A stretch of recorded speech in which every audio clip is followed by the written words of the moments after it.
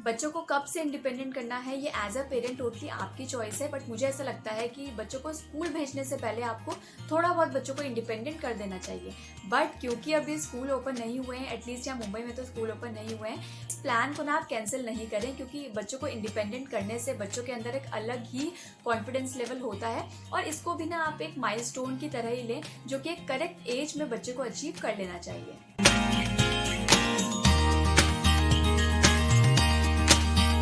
Hi everyone, welcome back to the channel The Momicious. So friends, in this video I am going to share that how to make our child independent. तो अगर आप मेरा channel starting से follow कर रहे हैं तो आपको पता होगा कि my first child Atharva is 3 years 8 month old and इस वीडियो में मैं अपना एक्सपीरियंस भी आप लोगों के साथ शेयर करूंगी। तो इंडिपेंडेंट से ना मेरा मतलब ये नहीं है कि बच्चों को आपकी ज़रूरत हो ही ना, बट कुछ ऐसे डेली टास्क होते हैं जो 3 से 4 साल के बच्चों को आने चाहिए, वही सब मैं इस वीडियो में आज डिस्कस करने वाली हूँ। और कुछ जो चीज़ें हैं जिसमें अथर्व को अभी भी हमारी हेल्प लगती है, वो भी मैं आप लोगों के साथ शेयर करूंगी। तो वीडियो को एंड तक जरूर देखिएगा। वीडियो अगर पसंद आए तो लाइक करिए। अगर आप इस चैनल को फर्स्ट टाइम देख रहे हैं तो चैनल को सब्सक्राइब कर लीजिएगा and press the bell icon, जिससे आपको हमारी सारी वीडियोज़ की नोटिफिकेशन टाइम से मिल सके।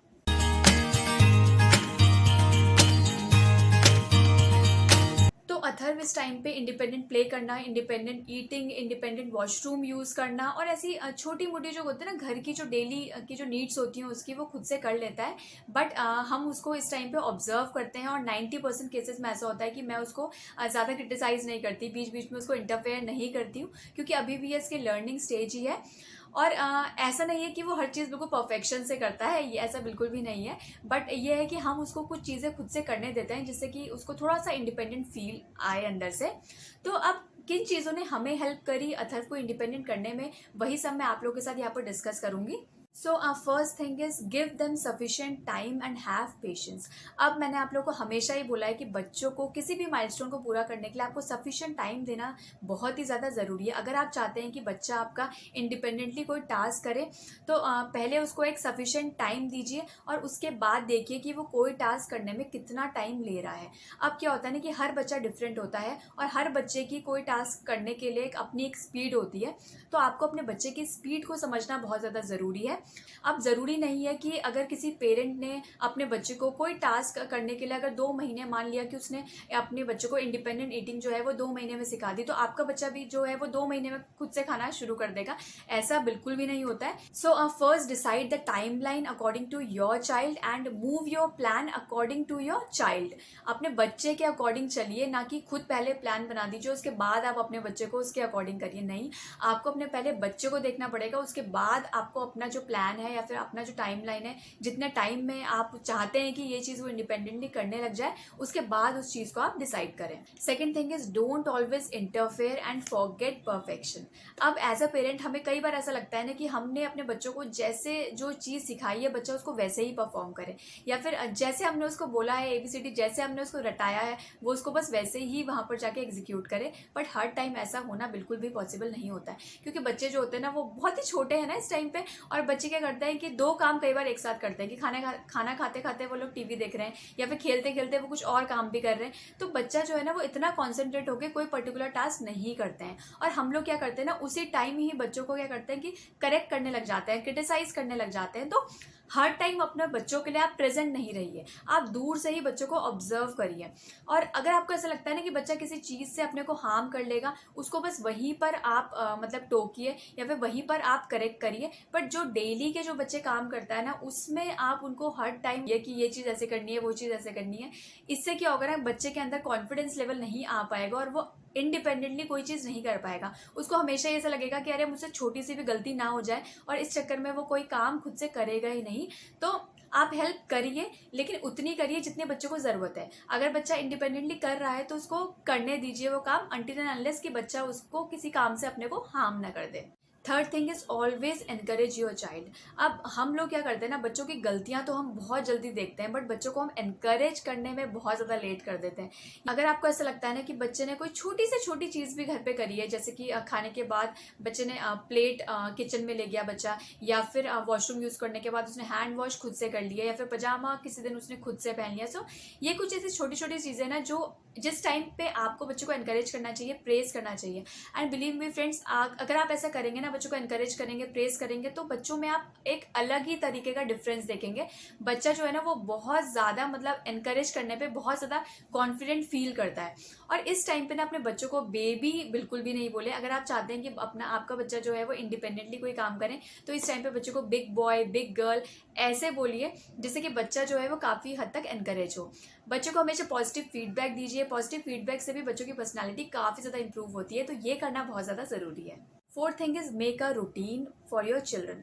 Friends, always make a routine for your children. Routine बनाने से आप क्या एक्सपेक्ट कर रहे हैं अपने बच्चों से, ये बच्चों को ऑलरेडी पता रहेगा। अब हर टाइम आपको हर चीज़ के लिए बच्चों को टोकने की ज़रूरत नहीं पड़ेगी। जैसे हमने जो अथर्व का रूटीन बनाया है कि भाई मॉर्निंग में उठना है, उसके बाद बाथ लेना है, फिर ब्रेकफास्ट करना है, फिर उसकी क्लास होगी, फिर उसको खेलना है, तो ये जो एक मॉर्निंग रूटीन है ना बिल्कुल सेट है। तो उसको मॉर्निंग में से बोलना नहीं पड़ता कि हाँ अब चलो ज़बरदस्ती की नहाना है, ज़बरदस्ती क्लास देनी है, ऐसा नहीं होता। उसको पता है कि ये जो काम है ये इसी अकॉर्डिंग होता है। अब अपना लंच का टाइम, डिनर का टाइम, ब्रेकफास्ट का टाइम, ये सब आप ऑलरेडी फिक्स कर दे, जिससे बच्चे जो है ना वो बीच बीच में आपको अननेसेसरी डिस्टर्ब ना करें। जैसे कई बार क्या होता है ना कि लंच का टाइम होता है, उससे पहले बच्चे कुछ मांग ले जाते हैं कि अरे मुझे ये खाना है, मुझे कैंडी खानी है, चॉकलेट खानी है। तो आप इनको फर्मली आप ये चीज़ बोल सकते हैं कि अरे लंच का टाइम है, नहीं लंच के बाद आप ये चीज़ खाना। तो अगर आपका लंच का जो टाइम है वो फिक्स होगा, तो बच्चा उस चीज़ को उसी टाइम अवॉइड करेगा और वो बिल्कुल भी उस टाइम पे जिद नहीं करेगा। तो ये चीज़ आप कर सकते हैं। अगर आप एक रूटीन बनाते हैं बच्चों के लिए, तो ये इंडिपेंडेंट, हर टास्क इंडिपेंडेंट करना आपके लिए भी और आपके बच्चे के लिए भी काफ़ी ज़्यादा ईजी हो जाएगा। जब आप एक रूटीन फिक्स करते हैं अपने बच्चे का, तो मैक्सिमम टाइम बच्चा उसे फॉलो करता है। Exceptions are always there. मैं ये तो नहीं बोलूँगी कि हर टाइम वो उसे फॉलो करे, बट मैक्सिमम टाइम वो उसे फॉलो करेगा और आपके लिए ये बहुत ज़्यादा ईजी हो जाएगा। Next thing is avoid scolding and putting him down. यार ये बहुत ही इंपॉर्टेंट पॉइंट है, क्योंकि बच्चे जो हैं वो अभी भी लर्निंग स्टेज में हैं। ज़रूरी नहीं है कि वो हर चीज़ अपने बहुत परफेक्शन से करें, क्योंकि वो भी इस टाइम पे चीज़ें सीख ही रहे हैं। तो उनको जज नहीं करें, कहीं पर भी उनको जज नहीं करें। अगर उन्होंने कोई गलती करी है तो उनको आप करेक्ट करिए। अगर उनको आपकी कहीं हेल्प चाहिए तो उनको सपोर्ट करिए, उनको हेल्प करिए। अगर आपको ऐसा लगता है कि कोई सिंपल टास्क करने में भी बच्चा फेल हो गया है, तो उसको कभी भी मतलब डाउन फील नहीं कराएं। किसी के सामने भी और अकेले में भी अपने बच्चों को कभी भी ऐसे वर्ड्स नहीं बोलें जो बच्चों के कॉन्फिडेंस लेवल को लो कर दें। और ऐसा ना हो कि आपके सिर्फ थोड़ा सा बोलने से ही बच्चा वो काम दोबारा करे ही नहीं। तो ये करना बहुत ज़्यादा ज़रूरी है। Next thing is always ask for their choices. Friends, ज़रूरी नहीं है कि बच्चे हर टाइम ही आपके अकॉर्डिंग चलें, कि आपने बोला कि बात के बाद यही वाले कपड़े पहनने हैं आपको, या फिर ब्रेकफास्ट में आपको यही खाना आज खाना पड़ेगा। सो हमेशा ऐसा हो, ऐसा बिल्कुल भी पॉसिबल नहीं है। अपने बच्चों से भी आपको ये पूछना बहुत ज़्यादा ज़रूरी है कि आपको क्या खाना है, या फिर क्या आपको क्लोथ्स पहनने हैं।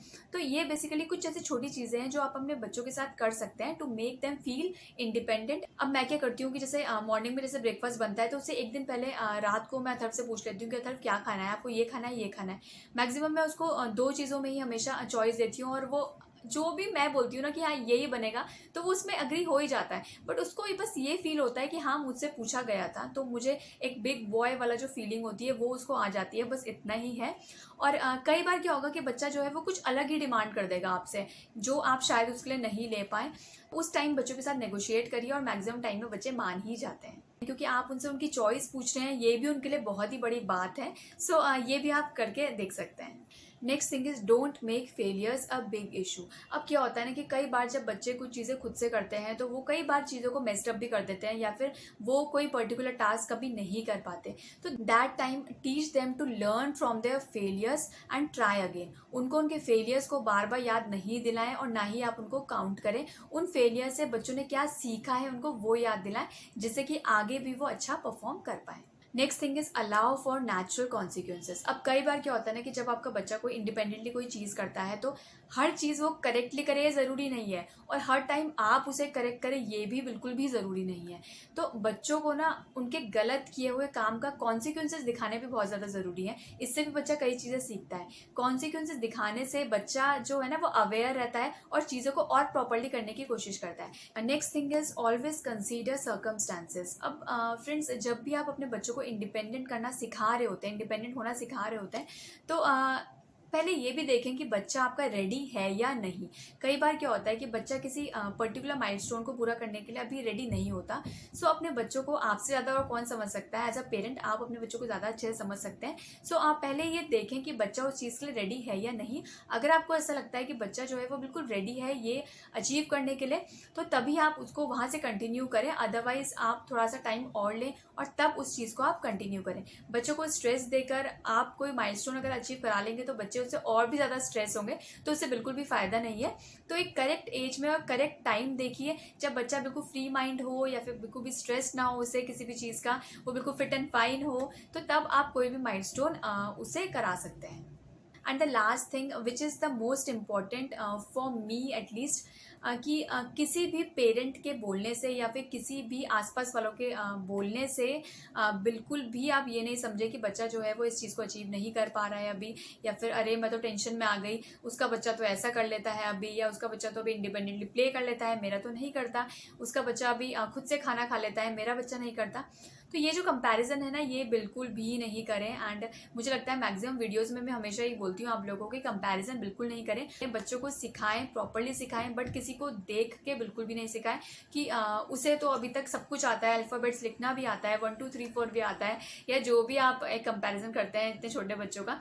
अगर आप इतना कंपैरिजन करेंगे तो वो आपके बच्चों के लिए भी बिल्कुल भी ठीक नहीं है। तो don't compare your child with any one. हमने अथर्व को कभी भी बोलते ना, कभी भी कोई भी चीज़ कभी भी स्ट्रेस से कभी भी नहीं सिखाई। इनफैक्ट ना उसकी स्कूल की एक्टिविटीज़, ना उसकी जो डेली के जो टास्क होते हैं वो भी नहीं। इनफैक्ट अर्थ के आने के बाद वो ज़्यादा इंडिपेंडेंट हो गया है, क्योंकि he feels like a big brother ना, तो उसको कोई भी चीज़ हम इजीली करवा लेते हैं, उसको ऐसा प्रॉब्लम नहीं होती है। तो आप लोग भी ऐसे ही करें, बच्चों को इंडिपेंडेंट करें, but according to their speed, not yours. So friends, this is all in this video and thank you so much for watching this video. I hope आपको इस वीडियो से थोड़ी बहुत हेल्प मिली होगी। अगर आपको वीडियो पसंद आई हो तो लाइक करिए and do share with your friends. Bye bye and take care.